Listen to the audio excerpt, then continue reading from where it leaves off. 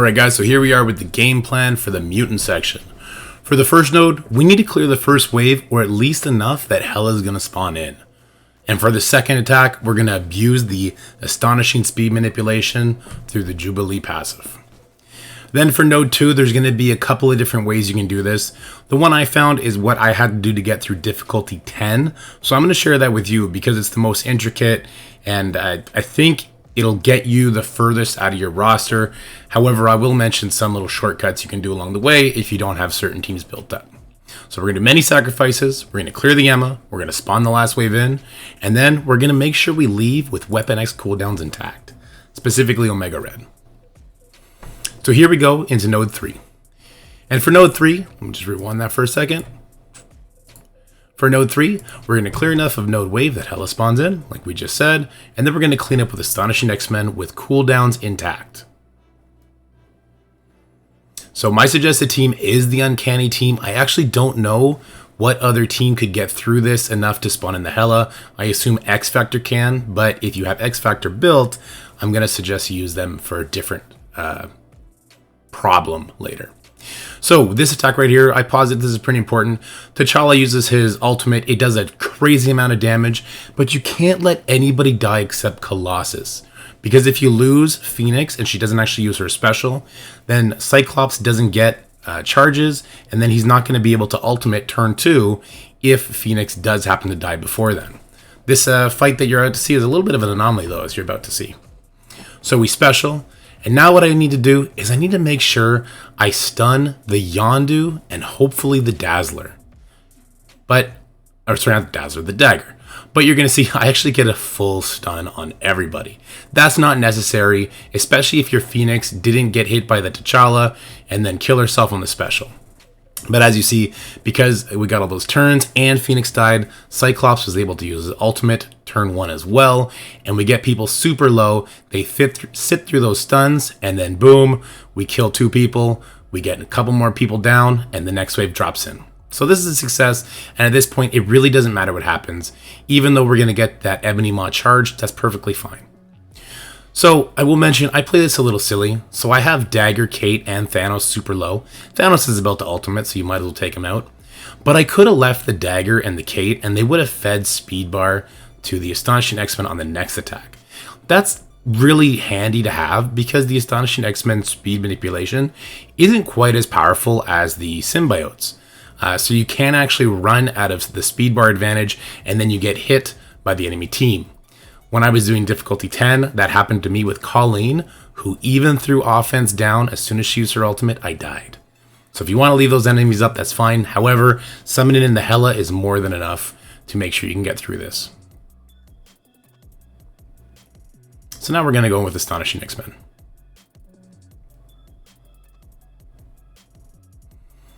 Now you need to know how your Astonishing X-Men work pretty well to make sure you're doing this smoothly. But just keep in mind the assist mechanics and your ISOs. You're probably going to want 3 skirmishers and 2 strikers, or 4 skirmishers. Depends on what you want to do with Jubilee. But I liked the extra attempt at a blinded Jubilee. So what I did there is I used an AoE attack to make sure I killed the Greg, but I was still targeting the Ebony Maw. So use AoE attacks to kill Greg while targeting the characters you need to either peel buffs off or get debuffs onto. So we're going to stun Ebony Maw so he doesn't use his ultimate. We don't want to get turn meter rewound and slow, because then for sure the enemy team is going to take some attacks. And I did fast forward this because this was about a 12-minute fight. And then yes, use Jubilee Assist to blind hard-hitting enemies. So like we stripped the Ebony Maw, if we could use Beast Special while targeting Colleen to get a blind on her, but also killing a Greg, that's awesome. And then just another reminder, Axemen are not as strong as symbiotes as far as speed bar manipulation goes, so be patient. Don't ever take a turn where you're not killing Greg. And then prep.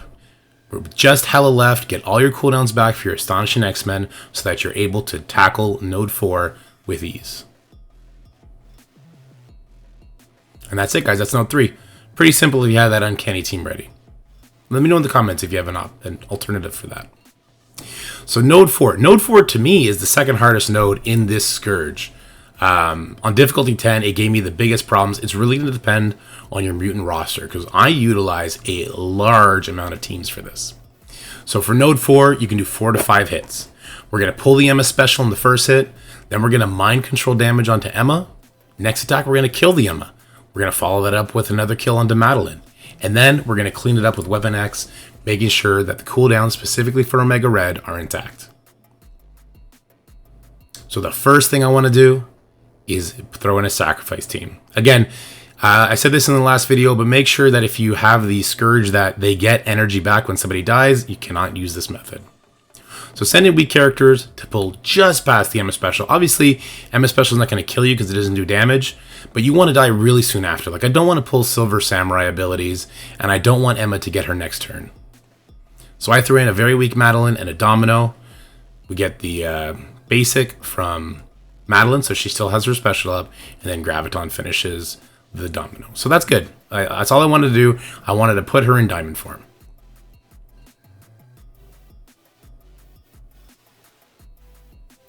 So now I'm going to go in here with Old Brotherhood, obviously no Juggernaut because he's a mutant, or Mystic. And Brotherhood 2.0 does give Mystique the best protection for this. So they get a bunch of turns, but you're going to notice that Emma does go before Mystique, which is perfect. With Blob getting that taunt, he's going to eat this blind, and then he's dead. And it doesn't matter that Mystique gets the blind. She'll call in an assist. Graviton took that hit. If you notice, that's about 25% damage. We'll keep resetting until Madeline does the hit. Because you'll see right now, that's more like 40% damage taken. So pretty important to make sure it's either Madeline, and you could settle for Silver Samurai, but I found Madeline to do just devastating damage. And there you go, there's our second attack. Now we're going to start doing real attacks.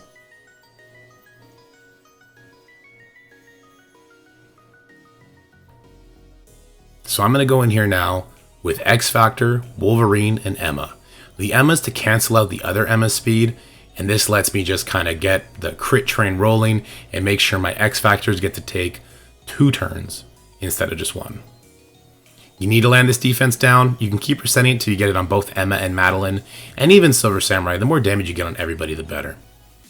I will mention, if you don't have X Factor, you can use X-Men with Wolverine instead of Kitty. And what you need to do is you need to kill this Emma. It's going to take a lot of resets with that setup, a lot of farming for Jubilee blinds, but you can get it done. So now Emma's dead, and now we're getting extra turns with the X Factor. That's the benefit of bringing Emma in. And we're going to do as much damage as possible on Madeline, because she's a very big threat. Her and Silver Samurai, they're monsters on this node. So I'm stuck behind the taunt. It is what it is. I was happy with the Emma kill, and then we'll move on.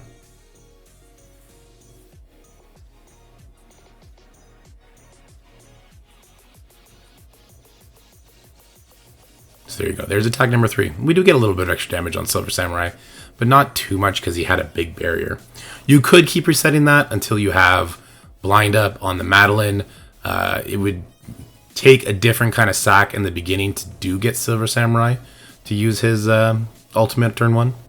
But I digress. Now we're going to go in. This, I guess, is you consider a bonus attack because we do have X Factor built. But basically what we want to do is we want to kill anybody else so that we spawn in that next wave.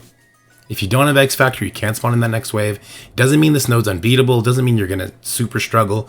It just means you're going to have to use your Weapon X team sooner than I do here. And you're going to have to be a little bit more meticulous in how you do that node with your Weapon X, because you do need them to be healthy. And keep in mind, if you're wondering why Silver Samurai is attacking me like crazy, it's because of the Madeline passive. Silver Samurai does so much damage. If I was doing difficulty 10, I'd probably have to keep resetting until I get an assist from Jubilee, and I could land a blind on Samurai. That way the retaliation damage wouldn't be what's happening. Because you see all these bleeds, they're just absolutely killing me. But now that Madeline's dead, that retaliation effect is stopped. It's not like Doc Ock where it persists, and hitting Marauders under 70% life or whatever it is will continue to do that. But I'm happy with this. I summoned in the next wave, and I'm good. Yeah, just a PSA, this Silver Samurai is a monster. Level 100, I think gear tier 17, he just hits super hard.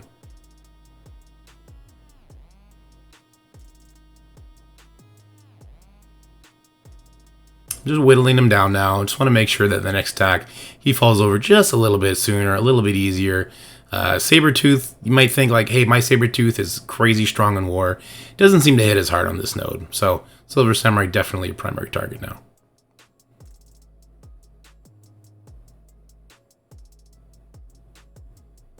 And then the Invisible Woman puts a gigantic barrier. I struggled on difficulty 10 because of the sheer strength of this barrier.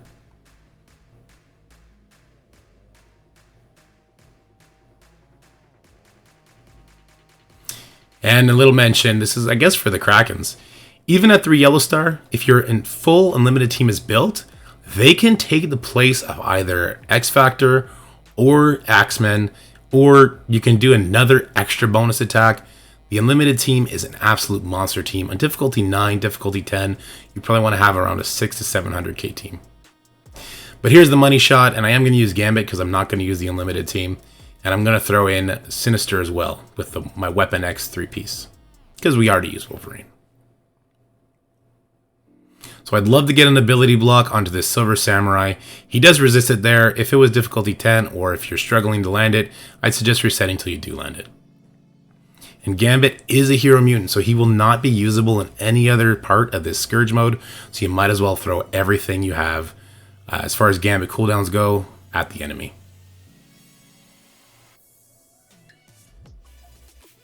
Now for Sinister, I brought Sinister because he's extra protection. I'll clone Invisible Woman, and I'm just going to make sure I keep Omega Red as safe as possible. You could also clone the Silver Samurai and then get a taunt up. I lost my Silver Samurai in this fight. I'm just trying to get these videos out. I'd probably keep resetting until Silver Samurai survived. He's not necessary for the mutant section, but he's great. As far as Sabretooth and Sinister go, they are completely expendable. You do not need them for villains whatsoever.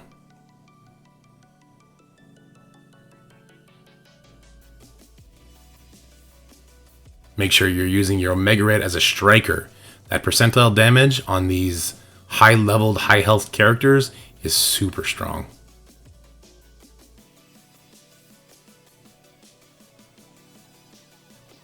Gambit pings are so strong.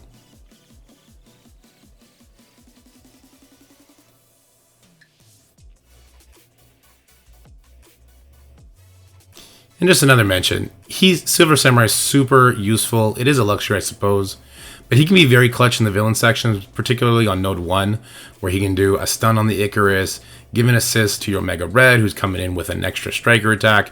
It's a lot of damage, and on higher difficulties, if you're pushing your roster, keep resetting till your Silver Samurai survives this node. Leaving this node, I want my Omega Red and my Silver Samurai alive, I guess is what I'm trying to convey.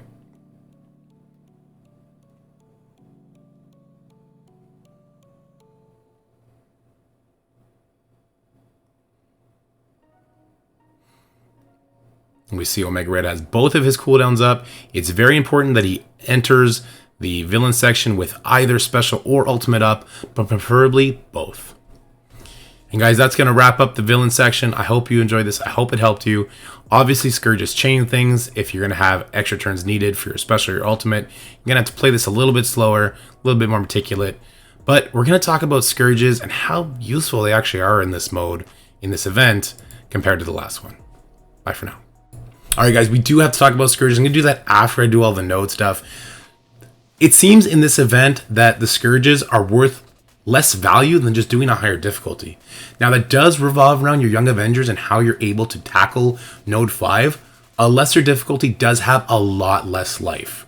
So if you can handle more Scourges because you're able to, say, one-shot Doctor Strange Heartless a little bit easier, or Heartless, or OG Strange, or Deathpool, then you might have to do a lower difficulty with more Scourges on. But if you can just kind of weather the storm, or you're more patient enough to sit through RNG, make sure you're getting what you need to get, then a higher difficulty with no Scourges on is actually a lot more on the points. But I'm going to do a whole video on that. I just thought I'd bring that up now because I did get questions on the city section video. But as always, if you like this video, please like, share, and subscribe. I just finished Node 5 difficulty 9. Even on difficulty 9 with no Scourges, it did take a lot of resets, but I got a lot of great content to show you, and I'll hopefully have that out before dinner time. So take care, have fun, I'll see you guys soon. Peace.